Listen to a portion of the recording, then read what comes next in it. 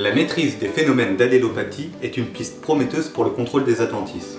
L'allélopathie correspond à la production de substances allélochimiques qui sont diffusées dans le sol soit directement par les racines de la plante, soit indirectement par les parties mortes du végétal lorsqu'il est détruit et enfoui dans le sol. Nous avions pu voir lors de notre dernière vidéo l'importance des mycorhizes.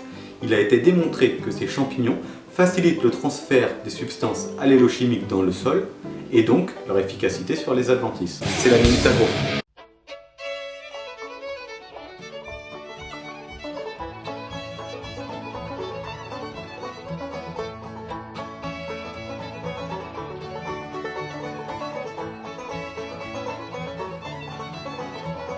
Il est possible d'intégrer dans la rotation des espèces connues pour leur effet allélopathique, soit en culture principale, soit en interculture. La famille des brassicacées est connue de longue date pour ses effets allélopathiques. Des études menées en 2001 et 2004 avaient déjà démontré l'effet des glucosinolates et des produits de dégradation sur la perturbation de la germination des adventices. Les glucosinolates sont des métabolites secondaires stockés dans les vacuoles des brassicacées.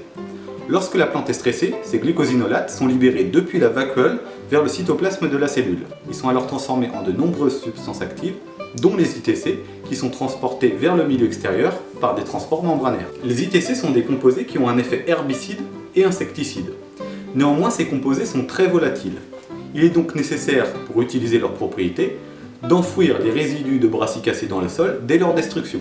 Ceci me fait penser que laisser geler les couverts au lieu de les détruire quand ils sont encore vivants pourrait faire perdre ces composés volatiles. Dans une étude menée en 2013, Weston montre que le sorgho est également une espèce dont l'effet allélopathique est marqué.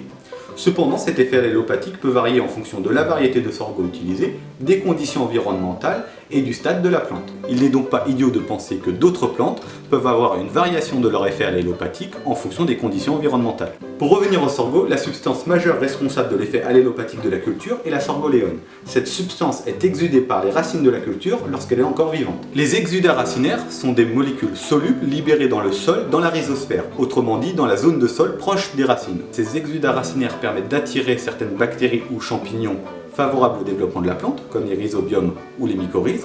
Elles permettent également de repousser des bactéries pathogènes ou bien de faciliter la résistance des racines à des stress abiotiques, etc. etc. La sorgholéone est l'un des constituants majeurs des exudats racinaires du sorgho. Il faut également noter que plus les sorghos sont jeunes, plus ils produisent de sorgholéone. Pour finir, le tournesol et le riz sont connus pour avoir un très bon potentiel allélopathique. On aurait également pu citer l'avoine ou le sarrasin. Une chose sûre est que de nombreuses espèces végétales possèdent un pouvoir allélopathique qui pourrait être utilisé dans nos systèmes de culture afin de contrôler plus facilement les adventices. Tchuss!